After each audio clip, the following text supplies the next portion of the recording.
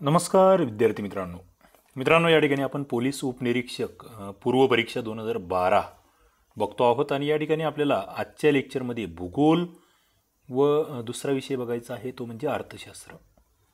या दोन विषयांचे 2012च्या PSI पूर्व परीक्षेला जे प्रश्न आलेले आहेत ते आपल्याला आज डिस्कस करायचे आहे, स्पष्टीकरणासह बघायचे आहेत की कशा पद्धतीने या ठिकाणी प्रश्न विचारले जातात आणि आपल्याला अभ्यास करताना नेमकी कोणती मुद्दे फोकस करावे लागतील हे या ठिकाणी आपल्याला बघायचं आहे।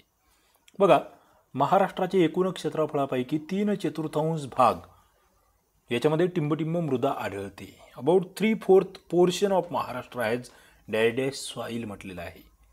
कोणती? गाळाची, रेगूर, वन की जांभी? 3/4। टक्केवारीमध्ये जर उद्या तुम्हाला विचारलं तर जवळपास 75% मृदा ही कोणती आढळते महाराष्ट्रामध्ये, असा हा प्रश्न आहे। आणि मित्रांनो, महाराष्ट्र म्हटलं की सर्वाधिक आढळणारी मृदा मला वाटतं कोणाचीच चुकायला नको, ती रेगूर मृदा। कोणती? रेगूर मृदा। पुढे मी जातोय 82 नंबरच्या प्रश्नाकडे। पर्यावरण व वने मंत्रालय तसेच केंद्रीय प्रदूषण नियंत्रण मंडळ यांच्या 2009च्या अहवालानुसार महाराष्ट्रातील सर्वात प्रदूषित शहर कोणते?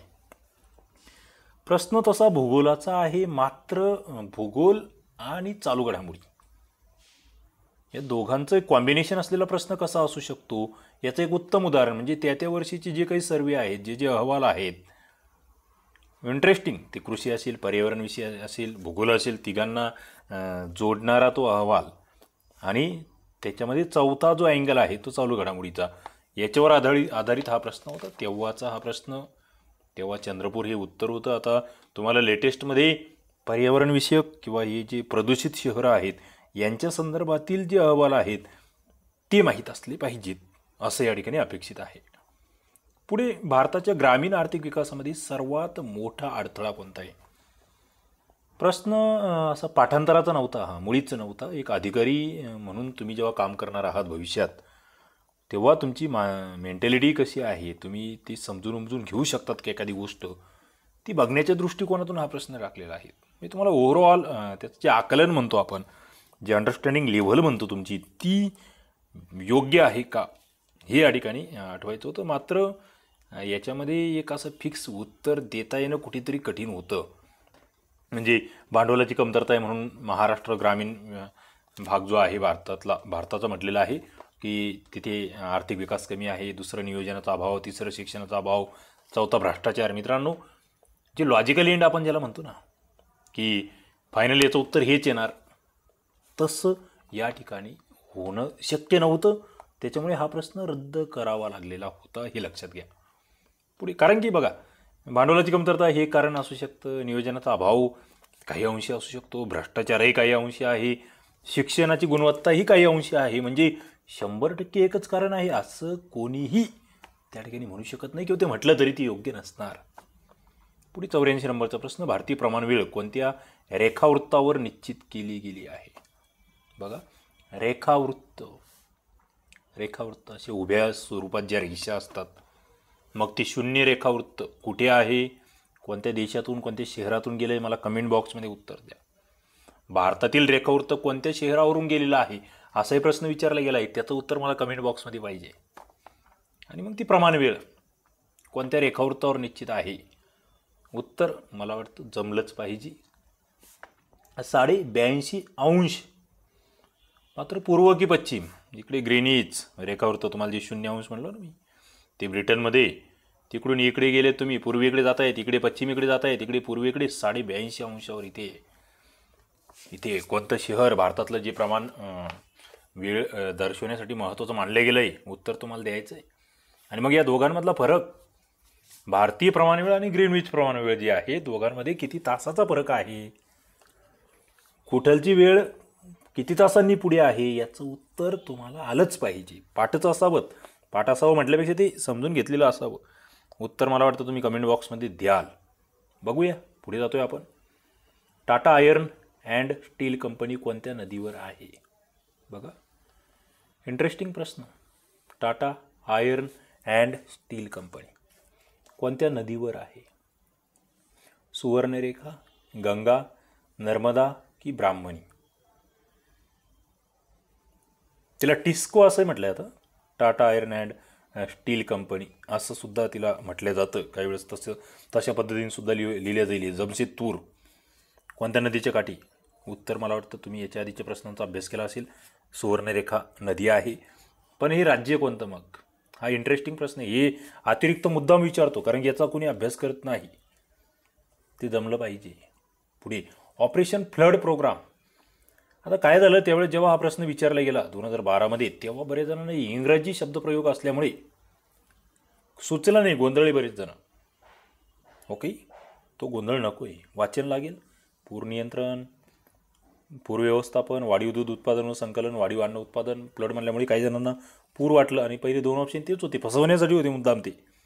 उत्तर काय होतं? वाढीव दूध उत्पादन व संकलन. मग हे ऑपरेशन फ्लड प्रोग्राम, याच्यामध्ये महत्त्वाची व्यक्ती ते अमूल ब्रँड असेल, आनंद ब्रँड असेल, ते भारतातील दुग्ध क्रांतीचे जनक म्हणून आपण ज्यांना ओळखतो त्यांचं नाव मला कमेंट बॉक्समध्ये सांगायचं आहे. जे आता सध्या निर्वतलेले आहेत, निधन झालेलं आहेत त्यांचं, त्यांना महत्त्वाचे पुरस्कारही भेटलेले आहेत, माहीत असले पाहिजे आम्हाला. पुढे दक्षिण मध्य रेल्वेचे मुख्यालय कुठे आहे? मुंबई, सिकंदराबाद, गुवाहाटी की गोरखपूर? दक्षिण मध्य रेल्वे सिकंदराबाद. राज्य सांगायचं आहे मला. कोणत्या स्टेटमध्ये आहे सिकंदराबाद? दक्षिण मध्य रेल्वे. पुढे महाराष्ट्राच्या पूर्व पश्चिम विस्तारापेक्षा दक्षिणोत्तर विस्तार कमी आहे, जास्त आहे, तेवढाच आहे की वेगळा आहे? म्हणजे काय? हा झाला पश्चिम, हे झालं पूर्व. हे पूर्व पश्चिम. याची लांबी तुम्हाला माहीत असली पाहिजे. उत्तर दक्षिणची लांबी तुम्हाला माहीत असली पाहिजे. सांगा मला, उत्तर दक्षिण लांबी किती आहे महाराष्ट्र राज्याची? पूर्व पश्चिम लांबी किती आहे? हे माहीत असेल तर तुम्ही या उत्तरापर्यंत पोहोचाल. उत्तर येतं की पूर्व पश्चिम विस्तार जो आहे याच्यापेक्षा दक्षिण उत्तर विस्तार हा कमी आहे. मग पूर्व पश्चिम किती आणि दक्षिण उत्तर किती? उत्तरं द्यायची आहेत, उत्तरं द्यावी लागतील. पुढे जातोय. रेगूर मृदा ही खालीलपैकी कोणत्या प्रदेशात मोठ्या प्रमाणावर आढळते? दख्खनचा पठारी प्रदेश, कोकणातील डोंगराळ प्रदेश, कोकण किनारपट्टीची चिंचोळी मैदानी, भामरागडचा डोंगरी प्रदेश. रेगूर मृदा म्हटलेलो आहे मी. कोणत्या प्रदेशात मोठ्या प्रमाणावर आढळते? 89 नंबरचा प्रश्न. रेगूर डेक्कन प्लॅट्यू रिजन असं त्याचं उत्तर आहे. काय? रेगूर स्वाई, दख्खनचा पठारी प्रदेश, ज्याला आपण दख्खनचे पठार म्हणतो त्या ठिकाणी. मग कोकणातल्या डोंगराळ प्रदेशात कोणती मृदा आहे? इंटरेस्टिंग आहे, इंटरेस्टिंग आहे, यायला पाहिजे. मृदा नावाचा टॉपिक आपण बघितला आहे. भूगोलाची पूर्ण आपली मराठी व्याकरण याची भूगोलाची पूर्ण मराठीमधली जी लेक्चर सिरीज आहे आपली, ती बघा. त्याचे जे नकाशे वगैरे त्याच्यामध्ये आपण ते सगळं बघितलं आहे. पुढे महाराष्ट्रात नारळाच्या बागा प्रामुख्याने कोणत्या भागात आढळतात? नारळ. Where are the majority of the coconut garden seen in Maharashtra? 90 नंबरचा प्रश्न. पश्चिम भाग म्हणजे कोकण किनारा म्हणतोय आपण, वेस्टर्न पार्ट. महाराष्ट्र पठाराची निर्मिती कशाने झाली? What does Maharashtra plateau owes its origin to? काय आहे? भूप्रक्षोभ, संचयन, भूकंप की भ्रंशमूलक उद्रेक? वाचन असावं बस, दुसरं काहीच नको आहे आयोगाला. वाचन वाचन वाचन. भ्रंशमूलक उद्रेक जो आहे त्याच्यातून महाराष्ट्र पठार तयार झाला. पुढे खालीलपैकी कोणत्या जिल्ह्यामध्ये खनिज संपत्ती विपुल आहे? खनिज संपत्तीचं माहेरघर म्हणूया आपण. अबंडंट हा शब्द वापरला गेला. मिनरल रिसोर्सेस कोणत्या जिल्ह्यामध्ये आहे सर्वाधिक? उत्तर चंद्रपूर. मग चंद्रपूरमधील कोणते तालुके आहेत? कोणत्या तालुक्यांची नावं तुम्हाला माहिती किमान चंद्रपूरमधील? उत्तर द्या मला कमेंट बॉक्समध्ये. नकाशे, नकाशे वाचनातून हा अभ्यास करावा लागेल. महाराष्ट्रात खालील पैकी कोणत्या प्रदेशात सर्वात अधिक जैवविविधता आहे?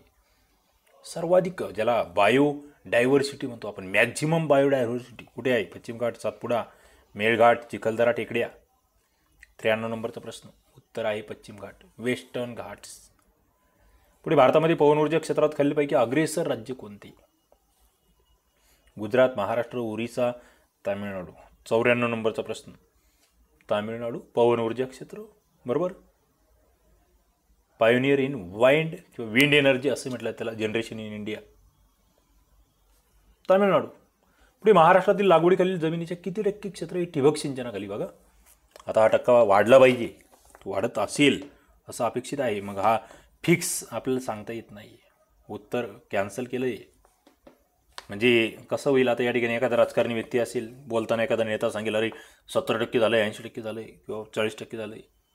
पण त्या आकडेवारीला जे आपण आर्थिक हे म्हणतो त्याला सर्वे, पाहणी अहवाल त्याला म्हणतो आपण, इकॉनॉमिक सर्वे अहवाल, त्याच्यामध्ये तो आकडा फिक्स नाही आहे.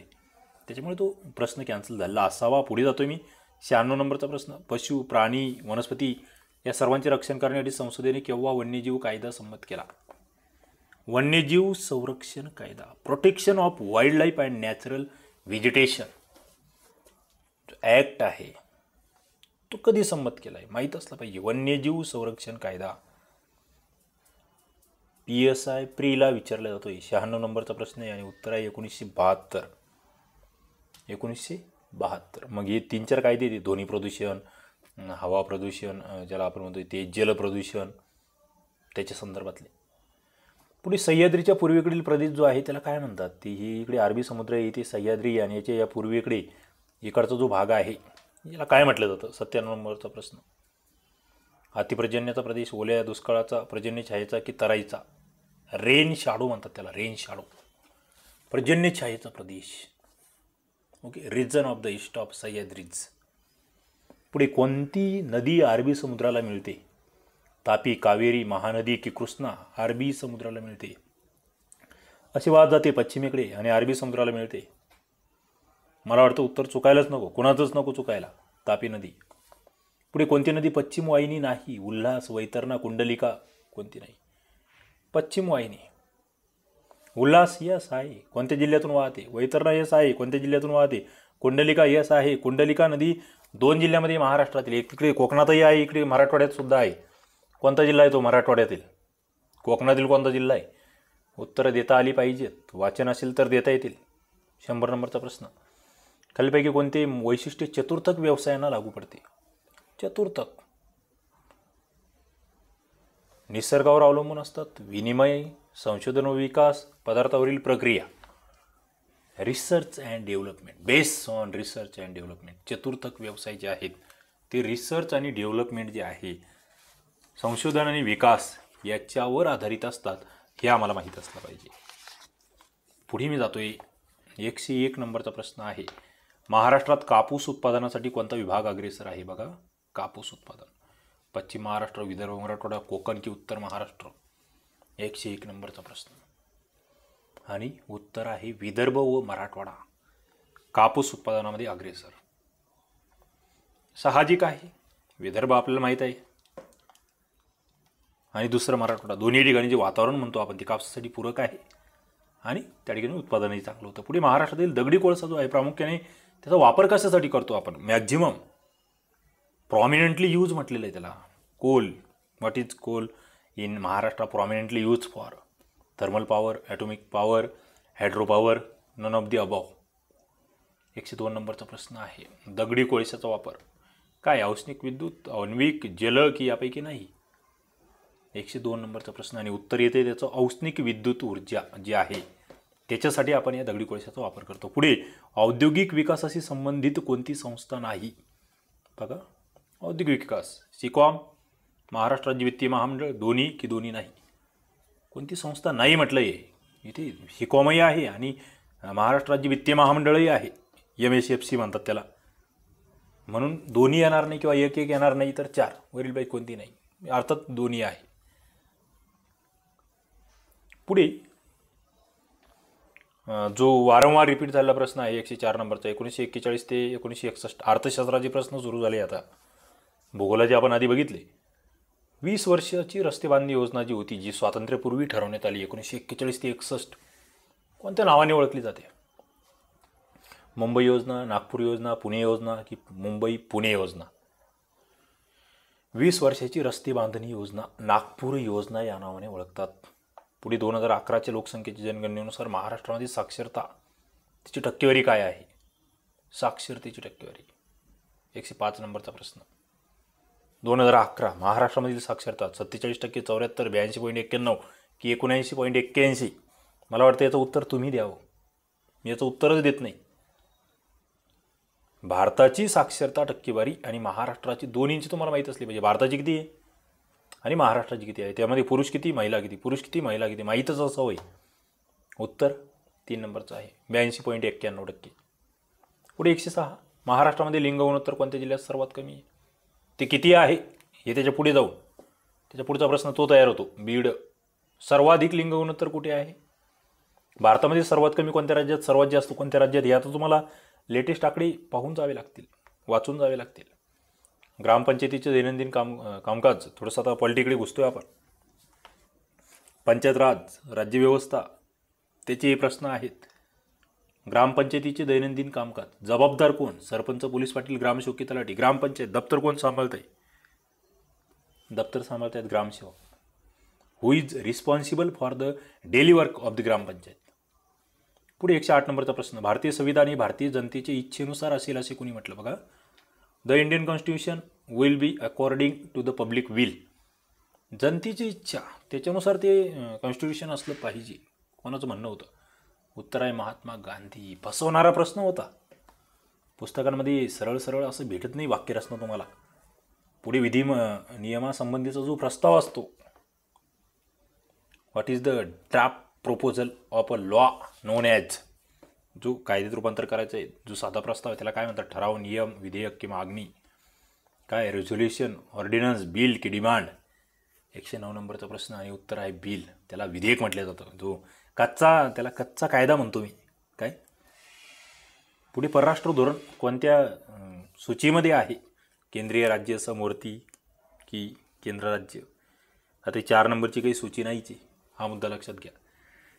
परराष्ट्र धोरण मित्रांनो पूर्णतः केंद्राच्या युनियन फॉरेन अफेअर्स युनियनच्या अंतर्गत आहे, केंद्रीय खात्याच्या अंतर्गत आहे. जिल्हा परिषदेत सर्वात महत्त्वाची समिती वित्त, स्थायी, आरोग्य, कृषी. प्रश्न इंटरेस्टिंग आहे. स्थायी समिती किती सदस्य असतात हाही प्रश्न विचारला गेला आहे. ते स्थायी समितीचा जो अध्यक्ष असतो त्याचा कार्यकाल किती असतो तोही प्रश्न विचारला गेला आहे. महत्त्वाची समिती आहे. 112 नंबरचा प्रश्न. राष्ट्रपती लोकसभेकरिता कोणत्या समाजाच्या 2 सदस्यांची नेमणूक करतो. चुकणार नाही कोणाचाच हा प्रश्न, एकदम नवा असेल तरच चुकेल. अँग्लो इंडियन, ते कलम वगैरे बऱ्याच बाबी आहे त्याच्या संदर्भातले आता झालेली लेटेस्ट घटनादुरुस्ती, त्याचे ते अपडेट्स तुम्हाला माहीत आहेत का. पुढे मुंबई उच्च न्यायालयाचे खंडपीठ कुठे आहे, पुणे, नागपूर, नाशिक, ठाणे. नागपूर. इतर 2 कुठे आहेत, 3 खंडपीठं एकूण, एक सांगितले इथे नागपूर, दुसरे 2 कुठे आहेत, मुंबई उच्च न्यायालय. बेंच म्हणतो आपण. भारतातील ग्रामीण स्थानिक स्वराज्य संस्था, ग्रामीण त्याला काय म्हणतात, ग्रामपंचायत, जिल्हा परिषद, पंचायत समिती, पंचायत राज. रुरल लोकल गव्हर्नमेंट जे आहे ते कशाने ओळखलं जातं, पंचायत राज. पुढे घटक राज्याचा कार्यकारी प्रमुख कोण असतो, घटक राज्याचा कार्यकारी प्रमुख. राज्यपाल, राष्ट्रपती, मुख्यमंत्री, मुख्य न्यायाधीश. 115 नंबरचा प्रश्न. उत्तर काय आहे, राज्यपाल हे उत्तर आहे. पुढे 116 नंबरचा प्रश्न. उच्च न्यायालयातील मुख्य न्यायाधीशांची नेमणूक कोण करतो. उच्च न्यायालयातील मुख्य न्यायाधीश. Who appoints the chief justice of a high court. उच्च न्यायालयातील मुख्य न्यायाधीश जे आहे यांची नेमणूक कोण करतो. 116 नंबरचा प्रश्न आणि उत्तर राष्ट्रपती. मग ती कलमही तुम्हाला माहीत असलं पाहिजे. सध्या एकूण उच्च न्यायालय किती आहेत, लेटेस्ट आकडा माहीत असला पाहिजे. महाराष्ट्रात तुम्ही राहतात, महाराष्ट्राचे उच्च न्यायालयाचे मुख्य न्यायाधीश कोण आहेत हे तुम्हाला माहीत असलं पाहिजे. भारताचे सरन्यायाधीश कोण आहेत माहीत असलं पाहिजे. कमेंट बॉक्समध्ये उत्तरं दिली पाहिजेत. पंचायत समितीचे अंदाजपत्रक मंजूर कोण करते. पंचायत समितीच, जिल्हा परिषद, विधान परिषद की राज्य सरकार. 117 नंबरचा प्रश्न. उत्तर काय, पंचायत समिती आहे, जिल्हा परिषद मंजूर करते. कोण, झेडपी, त्याची वरची बॉडी जी आहे ती. भारतात केंद्रीय कॅबिनेटचा अध्यक्ष कोण असतो. Who presides over the meetings of central cabinet in India. राष्ट्रपती, लोकसभा सभापती, पंतप्रधान की वित्तमंत्री. दुसरा आणि चौथा तर कट होत होता, त्या दोन्हीपैकी एक कोणता, पंतप्रधान, प्राईम मिनिस्टर. राष्ट्रपती नामधारी आहेत. महाराष्ट्रातील अनुसूचित जाती जमातीसाठी विधानसभामध्ये जे मतदारसंघ आहे, किती मतदारसंघ राखीव आहेत. 119 नंबरचा प्रश्न. 54. मग अनुसूचित जातीसाठी किती आणि जमातीसाठी किती. इंटरेस्टिंग आहे. विधानसभा मतदारसंघाचं म्हणतो मी, ते 288 का, त्याच्यापैकी राखीव. पुढे भारताचा प्रथम नागरिक, मला वाटतं उत्तर सोपं आहे, राष्ट्रपती. संसदेच्या 2 अधिवेशनामधील अंतर 1 टिंबटिंब महिन्यापेक्षा कमी असावे. मॅक्झिमम किती महिने? 121 नंबरचा प्रश्न. उत्तर 6. 6 महिन्यापेक्षा जास्त अंतर चालणार नाही. जेव्हा टिंबटिंब अविश्वास ठराव संमत होतो तेव्हा मंत्रिपरिषद बरखास्त होते. कोणामध्ये? सामान्य लोकांमध्ये, राज्यसभेत, लोकसभेत की संसदेत? कुठे अविश्वास ठराव मंजूर झाला म्हणजे ते पंतप्रधान वगैरे सगळेच जाणार घरी. 122 नंबरचा प्रश्न आहे आणि उत्तर आहे लोकसभा. लोकसभेला फार महत्त्व आहे. लोकसभा संदर्भातील कलम किती आहे, संसदेचं कलम किती आहे आणि राज्यसभेचं कलम किती आहे, तीनही कलम पाठ असावेत. ओके. लोकसभेचे सदस्य, राज्यसभेचे सदस्य तुम्हाला माहीत असेल, संसदेचे एकूण सदस्य तुम्हाला माहीत असावेत. जर प्री क्रॅक करायचे असेल तर हे सगळं माहीतच असावं. पुढे बलवंतराय मेहता कमिटीने शिफारस केलेली पंचायत राज व्यवस्था टिंबटिंब स्तरीय आहे. 2, 3 आणि 1. बलवंतराय मेहता कमिटी कधीची? तिच्या धर्तीवर महाराष्ट्रामध्ये कोणती कमिटी स्थापन झाली? ती कधीची? पंचायत राज व्यवस्था किती स्तरीय सुचवली? बलवंतराय मेहता 3 स्तरीय. मग 2 स्तरीय सुचवणारी ती समिती कोणती? इंटरेस्टिंग आहे, आडनाव मेहताच आहेत. कोण? बघूया, उत्तर देता येईल तुम्हाला. महाराष्ट्रात पंचायत राजची स्थापना कधी झाली? 124 नंबरचा प्रश्न आणि उत्तर 1 मे 1965. पुढे राज्य सरकारकडून महानगरपालिकेवर कोणाची नेमणूक केली जाते? 125 नंबरचा प्रश्न आणि उत्तर आहे आयुक्त. महानगरपालिका आयुक्त म्हणतो आपण त्यांना, IAS अधिकारी असतात. पुढे ministry of women and child डेव्हलपमेंटची ब्रँड ॲम्बेसेडर, तेव्हाचा हा प्रश्न होता. आता हे सध्या तुम्ही असे नवीन ब्रँड ॲम्बेसेडर महत्त्वाच्या मंत्रालयाचे वगैरे जे असतील, चांगल्या मोठ्या योजनांचे असतील, ते तुम्हाला माहीत असले पाहिजे. चला, या ठिकाणी तुम्हाला लेक्चर आवडला असेल लाईक करा. तुम्हाला संपूर्ण PSI STI ASUची तयारी करायची असेल पूर्व मुख्यची, तर आपलं STI RCP ॲप्लिकेशन आहे, ज्याच्या खाली लिंक दिली आहे, त्याच्यावर हा कोर्स अवेलेबल आहे कंबाईनचा. हे सगळ्या प्रश्नपत्रिकेचे PDF वगैरे तुम्हाला त्या कोर्समध्ये भेटतील. डाउनलोड करा, कोर्स तुम्ही जॉईन करा. नक्कीच तुम्हाला खूप फायदा होईल असं मला तरी वाटतं. आणि आपले लेक्चर बघत राहा. चला, या ठिकाणी आपण थांबूया. धन्यवाद.